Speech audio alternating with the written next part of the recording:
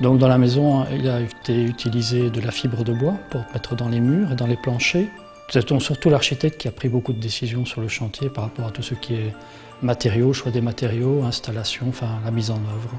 Moi j'ai dit oui parce que je fais confiance aux professionnels évidemment. J'utilise toujours dans toutes les constructions ou rénovations plusieurs isolants. Chaque isolant a sa spécificité.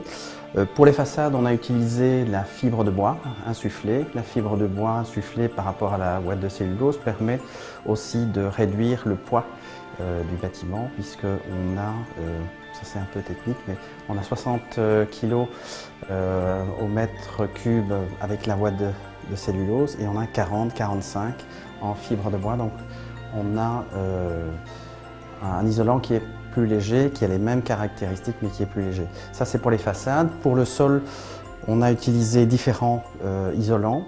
On a récupéré tous les déchets des isolants qu'on a posés dans le sol et on a terminé en partie avec de la fibre de bois et en partie avec du liège expansé et du liège recyclé.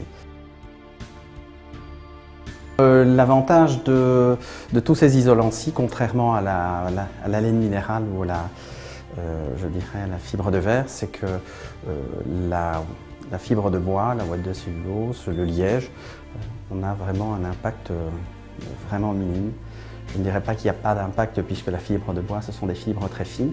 La ouate de cellulose, pareil, donc on peut avoir peut-être une légère irritation, mais ça ne pose pas de problème au niveau de la santé, contrairement aux laines minérales ou aux laines de verre qui, elles, contient des produits qui rendent ces fibres étanches à l'eau et tous ces produits-là ne sont pas très bons pour la santé, je dirais même très mauvais.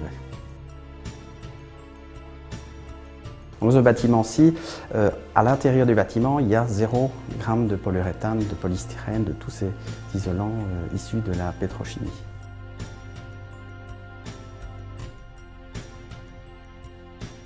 Donc l'avantage, on est sur un matériau qui a une densité qui est importante, donc ça veut dire qu'il va à la fois avoir un très bon lambda, donc une très bonne valeur isolante théorique, et en plus il va avoir un bon confort l'été puisque vu son inertie relativement importante, on a un déphasage thermique qui est important, c'est-à-dire un temps pour que la chaleur transperce l'isolant qui va être grand.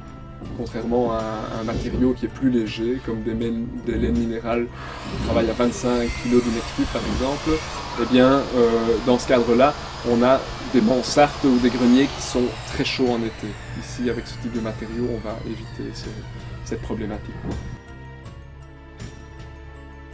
On dit souvent que les matériaux écologiques sont un peu plus chers. On voit ça aussi dans les primes qui sont fournies. Donc on a toujours un petit peu plus au niveau de la prime lorsque l'on les demande pour les matériaux écologiques.